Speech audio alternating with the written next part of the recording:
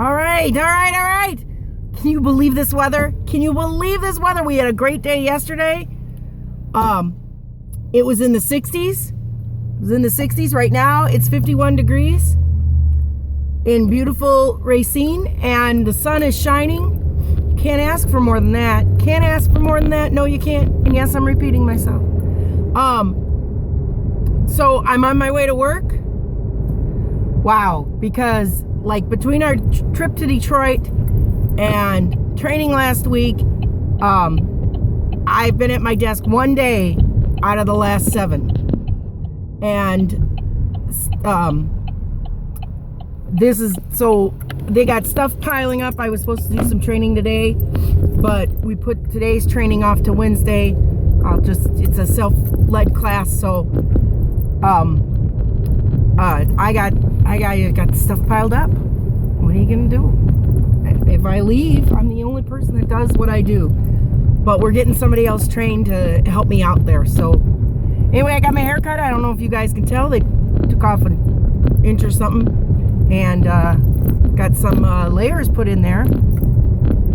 Gotta love the layers. Means that I can flip. So let's talk about welfare and $15 an hour. Let's talk about, because look, people, spread this one.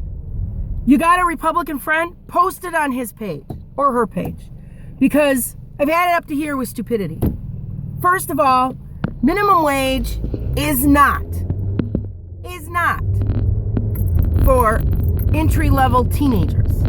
Get that idea out of your head, because it's not just burger flippers. It's not just people working at McDonald's.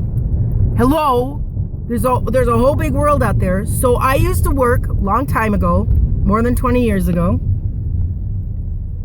When I left security, I couldn't get an office job. Apparently, I couldn't even get hired as a receptionist. Really?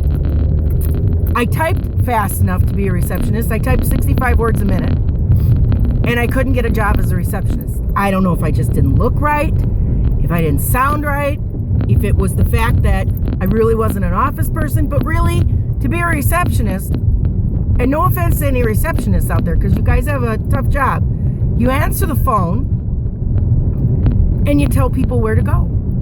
How does that not add up to security?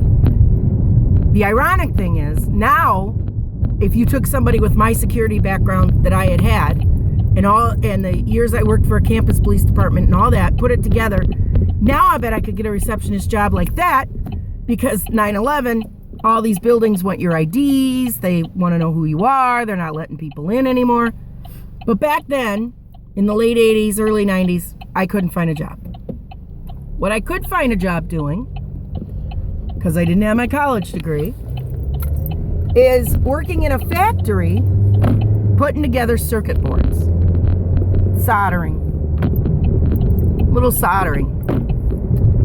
They paid me, which was minimum wage at that time, which is sad because it's only gone up 50 cents since then. It's $7.25 now. It was $6.75 then. $6.75 for working in a factory. Standing on your feet, not sitting, standing on my feet on a concrete floor all day long. 15-minute break in the morning, 15-minute break in the afternoon, unpaid half-hour lunch. $6.75 an hour. I did that and I was temporary. I did that for about 6 months. It might be a little off, 5-6 months. I put the machine up that I was supposed to be working on one day and put my hand in there with my circuit breaker, and the machine came down. It was actually my left hand. And this thing that's supposed to be safe, it's not supposed to fall, fell on my hand. No workman's comp. Because I didn't stay out 3 days. So I ended up losing all of the pay for that day. It was a couple hours into my shift. And then because my hand wasn't good enough to come back to work, I lost the next day's pay. I was only making $6.75 an hour. But I didn't have 3 days off. That's what they told me at the time. I have no idea if that was legal or not. That's not flipping burgers, people. That's considered unskilled labor. That's who makes $6.75 an hour. For a while, I did lawn stuff, $6.75 an hour. I am not complaining. Hey, I did what I had to do to support myself. I did not have a family. I don't have any children, biological children. And so it was just me. So, but here's my thing. I'm not the only one. Now, flash forward, I make a ton of money. Well, not a ton, maybe a half ton. And I'm doing well in my life. But I don't want somebody else standing on that concrete factory floor putting together circuit boards only making $7.25 an hour. I want them to make a little more than that. Now, nobody's saying $15 an hour. Nobody's saying $15 an hour is supposed to be overnight. It should be a gradual thing. But we have not raised minimum wage.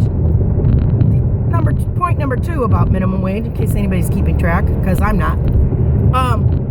Minimum wage was supposed to be a livable wage. A livable wage. That's what it said. That's what Roosevelt wanted. That's what we wanted. Except businessmen. They didn't want that. They didn't want that. Because they didn't want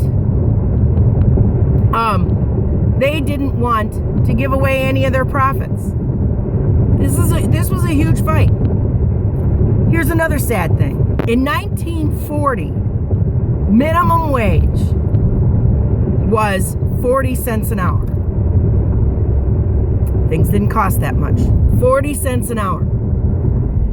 Now it's $7.25. $7.25 an hour equates to 53 cents an hour in 1940's dollars. 53 cents. So essentially, people, we've raised minimum wage 13 cents in over 60 years. Doesn't that make anybody else sick? Because it makes me sick. Because I don't care if the guy's flipping a burger. I don't care. I don't care. They did a study and they discovered that it's going to cost McDonald's like 30 or 40 cents extra on that burger. They're already charging you $3 something for a Big Mac to give you a heart attack. As my wife says, that's a heart attack on a plate. She doesn't say that about Big Macs. She doesn't like Big Macs. Sorry, McDonald's, she doesn't. I happen to love Big Macs. Can't eat them anymore. I just cannot. Anyway. I'm not trying to bash McDonald's. What I'm trying to say is people who think that minimum wage is only high schoolers, who do you think's manning these companies during the day? High schoolers are at work. And let's discuss scheduling. They have on-demand scheduling. That means you're on call. You could get called in at any time. You don't have a set schedule. I know my schedule. Some days, do I have to stay late? Yes. Some days, do I have to go in early for a meeting or something? Yes. Those things happen. But it's not very often. But somebody at that level, they call it on demand. That means you're on call. You can't plan anything. And if I call you, get in there. And thanks to Governor Walker, who should walk right out of office and never come back because he's the world's worst governor, we are now a right-to-work state. Right-to-work states earn less money than non-right-to-work states because they make it harder to unionize. And I don't hear any more of this shit about, the unions have run their course. No, they fucking haven't. Because as the unions have gone down, our wages have stayed stagnant. Now, my wages have gone up over the last 30 years. I'm not making minimum wage anymore. I'm making way above that. Our wages have gone. You who's probably watching this, your wage has probably gone up. But some moron I know actually blamed Obama for stagnant wages. Are you stupid? Yeah. Okay. Because our problem with wages has been going on long before President Obama. And one of the ways, by the way, Berinsky's is open. Woo! Berinsky's. They opened on the 16th. Love that place. Love the fresh veggies. Love that place. Love that place. So they're open. Let's get back to seriousness. You know what? I'll do unions on a different day because we're talking about the minimum wage. Look at the studies, people. These people have to earn their keep. And that brings me to welfare. There is no such thing as welfare anymore. You don't get to just sit at home and do nothing and live off of welfare. Let's get that idea of the welfare queen driving up in her Cadillac to cash her check that Ronald Reagan put in our heads over 30 years ago. Let's kiss it goodbye. Bye-bye. It's not true. It's never been true. It certainly isn't true now. After Bill Clinton was president, that Democrat in Republican clothing, there was no more welfare. It happened in the 90s. And if you weren't paying attention, sorry, I was. I was paying attention. You can't just sit there. You either have to go to school, you have to go to work, you have to be disabled. So these people are working at McDonald's and we're supporting them with our tax dollars, which I would not have a problem with, except McDonald's is raking in billions in profits.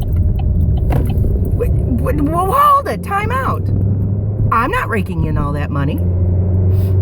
And I just saw an article, I think it was either in Forbes or The Atlantic, about when did businesses only have to make their stockholders happy? Because when they switched over to making their stock go up and their stockholders happy, that's when the workers started losing benefits. Because if you cut the workers' benefits, you can make some profits. Because really, that's the only constant, the only thing that can be changed. A company that builds widgets, well, they need electricity. They need gas to power their plant. They need supplies. And they can't futz with those prices. They can't futz with the price from their supplier. Oh, maybe they can get a penny or two off here and there. The only thing that they can control is the wages of their people.